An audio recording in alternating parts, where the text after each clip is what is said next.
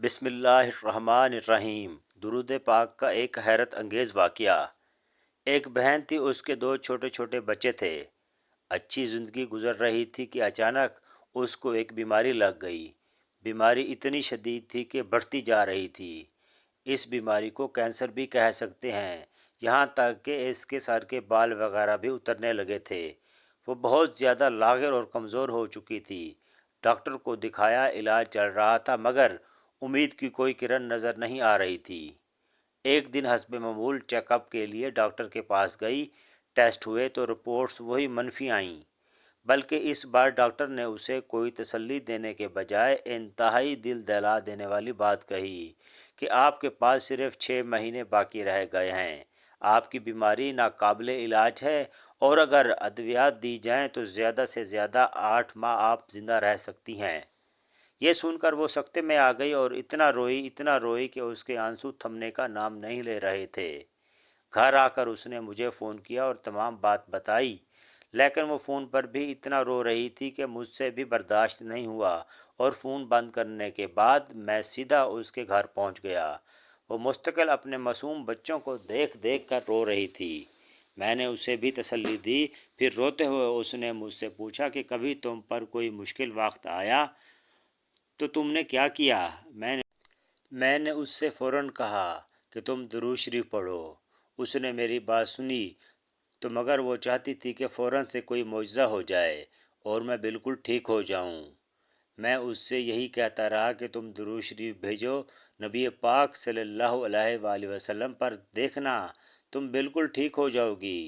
اس نے میری بات پر عمل کرنا شروع کر دیا اور روز جتنا ہو سکتا درود شریف پڑھتی رہتی۔ کچھ دنوں بعد اس کو اپنے اندر کچھ بہتری محسوس ہونے لگی۔ وہ سمجھی کہ دعاؤں کی وجہ سے میری طبیعت ٹھیک ہو رہی ہے۔ 3 ماہ بعد وہ ڈاکٹر کو واپس چیک اپ کرانے کے لیے گئی۔ اس نے جانے سے پہلے پھر مجھے فون کیا اور وہ بہت زیادہ گھبرائی ہوئی تھی کہ پتہ نہیں اب کیا رپورٹس میں آئے گی۔ میں نے اسے پھر تسلی دی کہ تم نبی پاک صلی اللہ علیہ وآلہ وسلم پر درود بھیجتی رہو، دیکھنا درود پاک کی برکتوں سے سب بہتر ہوگا انشاءاللہ۔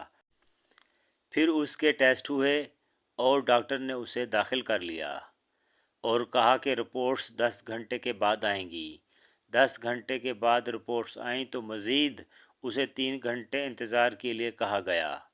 اسی اثناء میں وہاں سے لیب ٹیسٹ والوں کا گزر ہوا تو انہوں نے اس کو دیکھا اور ایک دم رک کر اس کا نام پوچھا اور پھر اس کے شوہر کا نام پوچھا تو اس نے اس بات میں سر ہلا دیا۔ پھر وہ حیرت سے آپس میں کچھ سرگوشی میں کچھ کہنے لگے کہ یہ رپورٹس تو انہی کی ہیں، اور اس سے کہا کہ آپ میرے ساتھ اندر ڈاکٹر کے پاس آئیں۔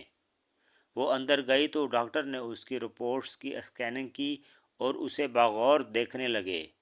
پھر اس سے کہا کہ آپ اس طرف آ کر بیٹھیں۔ وہ ڈاکٹر کے قریب والی کرسی پر جا کر بیٹھ گئی۔ ڈاکٹر بہت غور سے اور حیرت زدہ ہو کر کبھی اس کو دیکھتا اور کبھی اس کی رپورٹس کو۔ پھر ڈاکٹر نے پوچھا کہ آپ کہیں اور سے بھی علاج کروا رہی ہیں کیا؟ اس نے کہا نہیں، یہاں سے علاج ہو رہا ہے، اور بس ایک ڈاکٹر کو دکھایا تھا تو انہوں نے آپ کے پاس بھیج دیا۔ پھر ڈاکٹر نے کہا اچھا، کہیں سے انجیکشن لگوا رہی ہیں؟ تو اس نے کہا نہیں، میں کہیں سے انجیکشن بھی نہیں لگوا رہی۔ اب وہ بہت گھبرا گئی اور اس نے ڈاکٹر سے کہا کہ ڈاکٹر صاحب کیا بات ہے، آپ مجھے کیوں کنفیوز کر رہے ہیں؟ تو ڈاکٹر نے کہا میں آپ کی پرانی رپورٹس دیکھ رہا ہوں جس پر آپ کو 6 سے 8 ماہ تک کا ٹائم دیا ہوا ہے، اور اس پر آپ کے دستخط بھی ہیں۔ اس نے کہا جی مجھے معلوم ہے۔ پھر ڈاکٹر نے کہا کہ اب میں آپ کی نئی رپورٹس دیکھ رہا ہوں جس میں ہر چیز پازیٹیو آ رہی ہے، یعنی کہ اس بیماری کا کوئی وجود ہی نہیں آپ میں۔ وہ کہتی ہے کہ میں نے اس وقت کچھ نہیں دیکھا کہ میں ڈاکٹر کے پاس بیٹھی ہوں یا ہاسپٹل میں ہوں۔ میں اسی وقت کرسی سے اٹھی اور وہیں زمین پر سجدے میں گر گئی۔ سبحان اللہ۔ اور اتنی روئی کہ جب رو رو کر میرے آنسو تھم گئے تو مجھے تسلی دے کر سب نے اٹھایا۔